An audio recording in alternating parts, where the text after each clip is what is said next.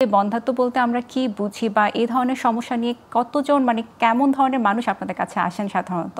তো আসলে বন্ধ্যাত্ব বলতে সঠিক এটার সংজ্ঞা হলো এক জোড়া দম্পতি তারা যদি 1 বছর তাদের স্বাভাবিক শারীরিক সম্পর্ক বজায় থাকা সত্ত্বেও যদি তারা তাদের কোনো সন্তান না আসে, অর্থাৎ যদি তিনি গর্ভবতী না হন, তখন তাকে আমরা শুধু বলতে পারি যে এটা তিনি বন্ধ্যাত্বতে ভুগছেন।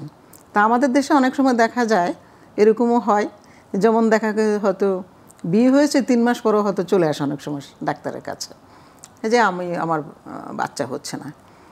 তো সেটাকে আসলে আবার দেখা যায় যে হয়তো 5 বছর ধরে ভুগছে, কিন্তু তারাও চিকিৎসকের কাছে আসছে না।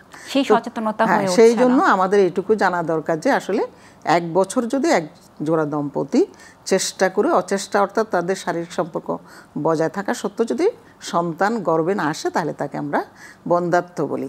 তো ফিমেলের ক্ষেত্রে আমরা একটু বলি 35 বা তার উপরে বয়স হয়, তারা যদি 6 মাসের বেশি চেষ্টা করে বাচ্চা না আসে, তবে তাদের চিকিৎসকের পরামর্শের জন্য আসা উচিত।